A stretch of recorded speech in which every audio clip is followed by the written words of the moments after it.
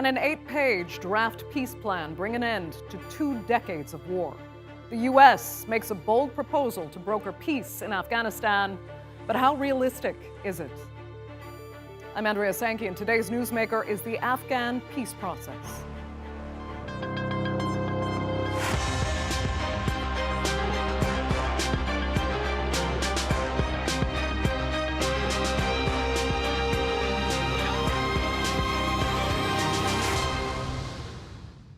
Now, when the U.S. military entered Afghanistan in 2001, it took just 2 months to oust the Taliban from power.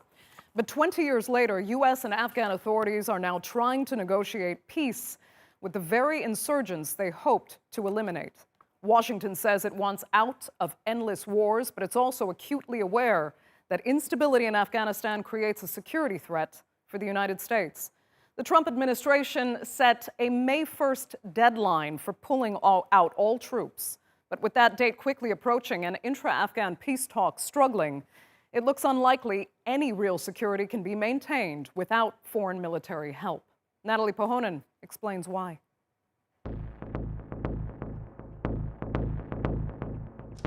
The May 1 deadline for the total withdrawal of foreign troops from Afghanistan looms large.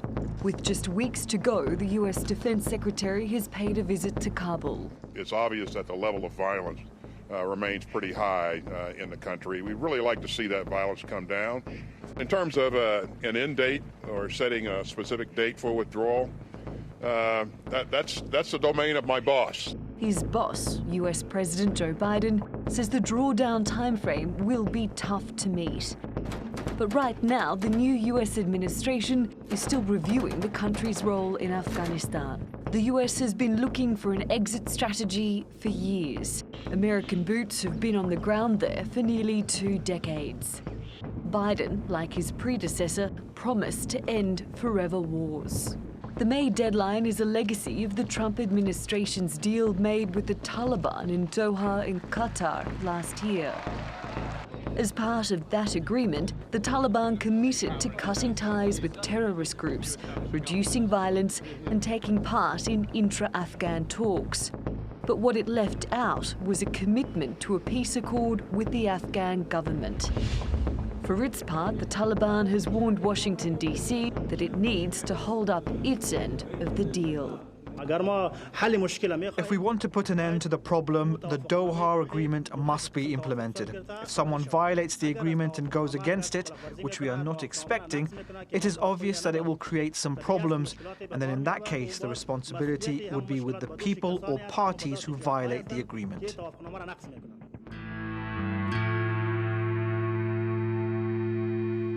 The players at this negotiating table have been here before. This time they were meeting in Russia in yet another bid to revive stalled peace talks between the Afghan government and the Taliban. Now let's talk, let's achieve peace, work together, live together in peace, maintaining our own different views, but at the same time make a commitment that we don't resort to violence. The US has proposed a way to expedite the path to peace, power sharing between Kabul and the Taliban. It would require establishing a transitional government ahead of any further elections. But the Afghan president, Ashraf Ghani, has rejected the concept. He says any new government has to be chosen by Afghans. با کسانی که برای رسیدن به قدرت به این و آن دروازه میروند برادرانه توصیه میکنم که اقتدار سیاسی در افغانستان یک دروازه و یک کلید دارد و آن رای آزاد مردم افغانستان است. While pressure is mounting from the international community to reach a political settlement, ordinary Afghans continue to bear the consequences of an ever-deteriorating security situation. There were hopes of a reduction in violence after last year's Doha deal, but the first few months of 2021 have dashed them. It's added yet another layer of complexity to the efforts to try to end this decades-long conflict. International players appear compelled to broker a deal. There'll be another major peace summit in Turkey in April. But it's Afghans who've already endured so much that will have to live with the consequences of the decisions made beyond their borders. Natalie Pohonen, The Newsmakers. Well, joining me now to discuss the Afghan peace process is, from Rome, Javid Faisal. He's a former government spokesperson and currently an advisor to Afghanistan's National Security Council. From Washington, D.C., Luke Coffey, the director of the Allison Center for Foreign Policy Studies at the Heritage Foundation. Also from Washington, Johnny Walsh, a senior expert on Afghanistan at the United States Institute for Peace. Thanks all three so much for joining us. Let's just first establish that this May 1st deadline for pulling out troops likely will and arguably should be ignored. Javid, what would be the consequences if it isn't? I think we haven't made any progress when it comes to the commitments by the Taliban from the Doha deal. So the violence is still increasing. They haven't decreased violence. They have not cut up ties to Al-Qaeda. And they have not shown any goodwill in the peace talks with the Afghan government. So I think those are all the key reasons why that deadline should not be and will not be met. Right. And at the same time, I mean, the question is, though, will they ever? What are the real incentives for the Taliban to actually kind of betray their own values and honor a peace agreement with parties that they resent, to put it mildly? First, they don't have any values. Second, I don't know what incentives should be offered to them to convince them to make peace. Because we made sure that their prisoners have been released. We decreased the number of operations. There was a defensive mode in Afghanistan. The U.S. Decreased its footprint in Afghanistan to 2,500. But the Taliban did not do a thing to move the process forward. They have not cut up ties to the terrorists, and they have increased the violence in Afghanistan. So I don't know what else is there that could have been given to them as an incentive to encourage them to make peace. What we believe and what we see is that they are just resorting to violence. They cannot offer anything other than that. Right. And Luke, you have said that right now the Biden administration has to recognize that no deal is better than a bad deal. Why? Well, the U.S. has interests in the region that we have to consider, especially as we look at our future relationship with the Afghans going beyond the May 1st date. So Biden inherited this deal. You have to give President Trump credit. His two predecessors talked about a negotiated settlement. They never did anything in a meaningful sense to bring that about. President Trump, in my view, took a very courageous decision to try to bring a genuine political settlement, negotiated settlement to this conflict. But at the end of the day, he didn't really care if it resulted in a reduction in violence or a final deal. He only cared because he wanted U.S. troops out. So President Biden has an opportunity now to sort of recalibrate the situation, tell the Taliban that, hey, we want a negotiated settlement between you and the Afghan government, but we're just not going to leave based off an arbitrary timeline that was agreed by the previous administration. Right. Luke, but quickly, I mean, you heard what Javid had to say as the only Afghan really on this panel. The Taliban isn't a negotiating partner. They have no interest really in seeing peace or ever sharing power with a government that they outright reject. So what is the U.S. actually negotiating with? Well, you're right. Ultimately, this is for Afghans to decide. This is for the Afghan government. This is for the Afghan Taliban. This is for Afghan civil society and minority groups and ethnic minorities in Afghanistan. Ultimately, the decision's for them. It's not going to be in Washington or London or Paris or Berlin or wherever. Look, you say that, but when U.S. security is absolutely at stake here, it's not just a decision for Afghans. Well, any long-term enduring peace will have to be made among Afghans. We can put a Band-Aid over it and fool ourselves into thinking that we would have some sort of viable long-term solution between the Afghan government and the Taliban, but if we want an enduring solution that can bring genuine peace and stability, it has to be agreed and finalized by Afghans. Okay. The U.S. and our partners can help the Afghans along the way, but ultimately it's going to be up to them. Johnny, I'm wondering if you agree there. I mean, and you've also questioned whether there's actually even a basis to negotiate on. You also have to tell us what you think is so wrong with the draft agreement that's on the table right now. Well, I don't think I've challenged the basis for negotiations. I think they're absolutely crucial. My interpretation is that the Biden administration would very much like to be out of Afghanistan, but not at any cost, and not at the cost of seeing a real collapse of the state in their wake. And so when they looked at their options, it was to meet the May 1st deadline, and the most likely thing after that was probably a Taliban attempt to win militarily. They could just completely ignore the May 1st deadline, and the most likely result of that would be the Taliban pulling out of the process. Or they could try and put political arrangements in place, or at least get it started. And I think that's why you see this draft agreement, which I would not understand as a statement of the U.S. like diktat or even its preference on how the war ends politically. It's a sort of normal negotiating mediator tactic of putting a text on the table that the parties could negotiate from. And on that front, I'd really agree with Luke that the core questions about how Afghanistan is going to work in the years and decades to come, they absolutely have to be made by Afghans, because no solution that's imposed from the outside would ever stick. Fair enough, but in the meantime, you are still dealing with the Taliban as your negotiating partner. As Javid was saying, they have not properly renounced any connections with al-Qaeda. We have to remember that Daesh is now firmly in the equation in Afghanistan. These are all immediate threats to U.S. security. So how can the U.S. be realistically thinking about pulling out, even in the near future?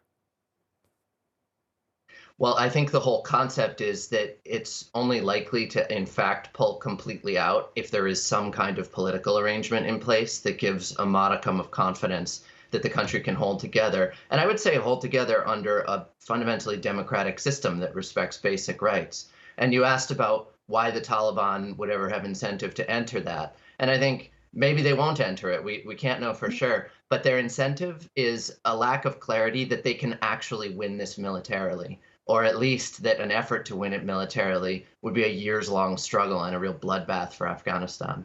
And the Taliban leaders who recognize that tend to be the ones who are most interested in seeing what's possible at the negotiating table.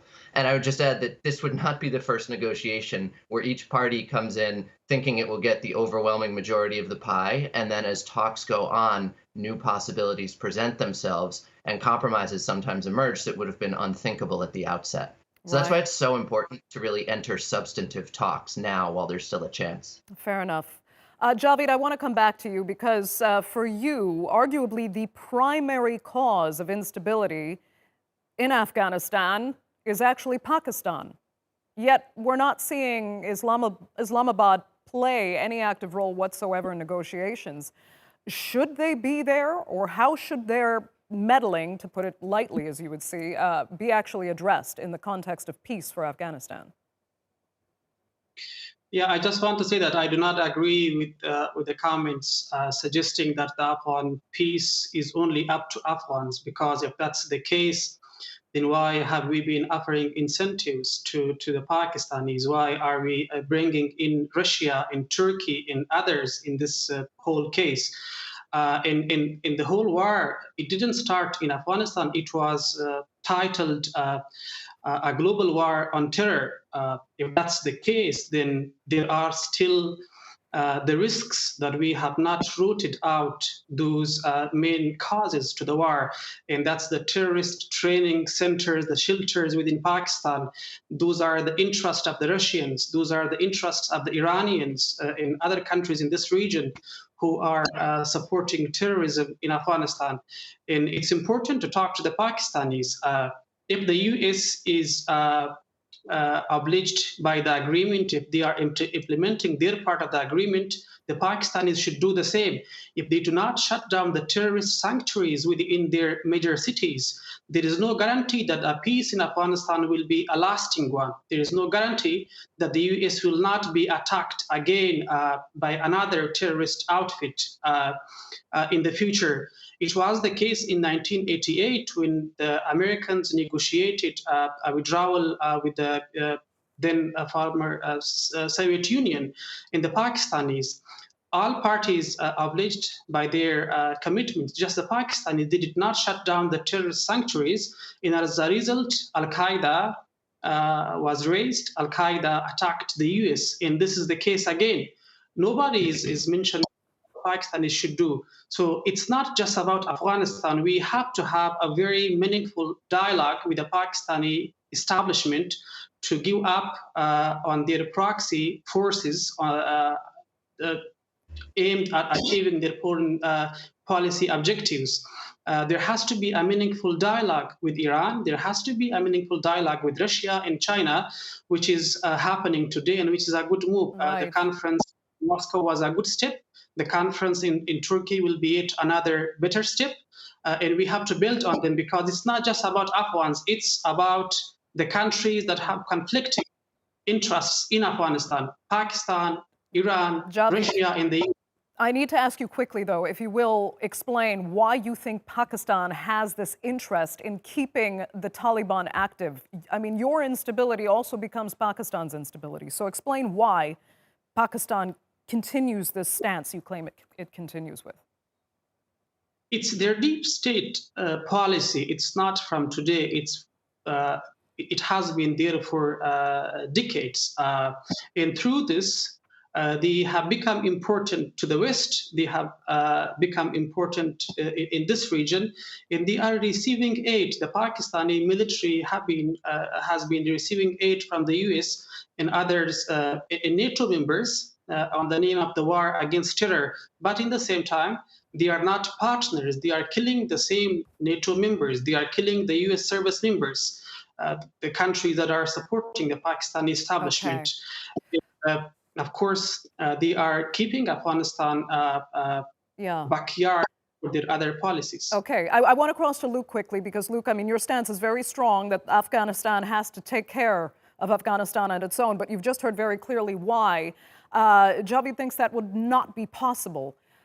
When you look at Pakistan and all the foreign intervention, deep state, military, otherwise, how are you so sure that eventually Afghanistan can, sometime in the foreseeable future, do this itself? Well, actually, I think Javid and I sort of, in a way, agree with one another. I agree with him that the regional countries, including the international players such as the U.S., who's not geographically located in the region but still has a strong presence, along with Russia and China and Iran and Turkey, have an important role to play to help the Afghans get to the point that creates the conditions to allow them to then negotiate amongst each other. What I've been saying is that any final deal, if it's going to be a lasting one, has to be agreed by the Afghans. But certainly the U.S. And other countries can play an important role to get the Afghans to that point, because for the past however many decades, at least 4 decades, over 40 years, the international community in one way or the other has been focused on or involved in Afghanistan, for better or for worse. Okay. So I do believe that we can help the Afghans get to that point.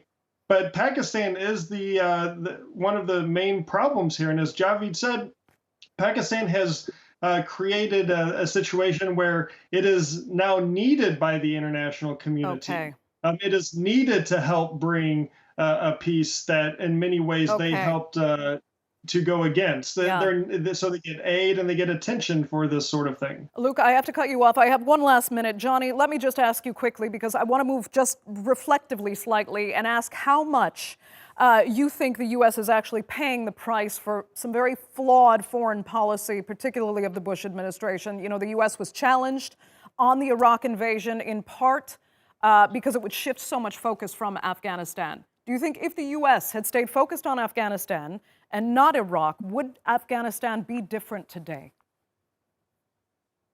I think there are so many variables in that question that it's really hard to know. I mean, I do think that by diverting so much focus, attention towards resources towards Iraq, a lot of capability was lost in Afghanistan.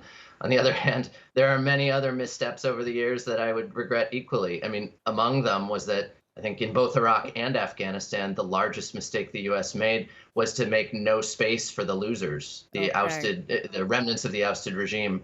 And looking back, perhaps there never would have been an insurgency, but so much water has flowed under the bridge by now that it's kind of irrelevant. The question is, can there be peace now? Johnny, I'll let you have the last word. So unfortunately, we're out of time. But I'd like to thank all three of you so much for joining us on The Newsmakers. Greatly appreciated. Now, the Taliban was, of course, infamous for stripping Afghan women of even basic human rights. And though things have improved since the Taliban was ousted, it's highly symbolic that there's been only one female delegate in attendance at the Afghan peace summits. We'll speak to her in just a moment. But first, a look at how life has changed for women since 2001.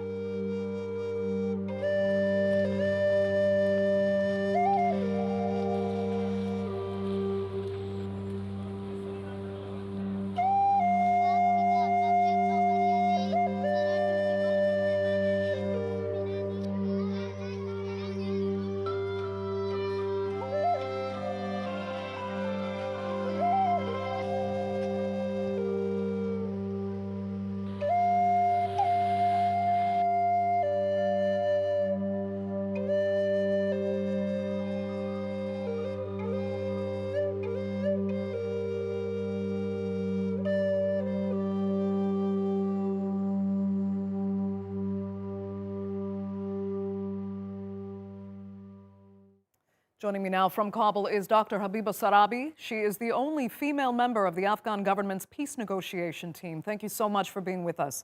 You have noted that it is inexcusable that you are actually the only woman on this negotiating team. Let me ask you, if women cannot get fair representation now in this process, how can they get protection and how can their rights be guaranteed going forward?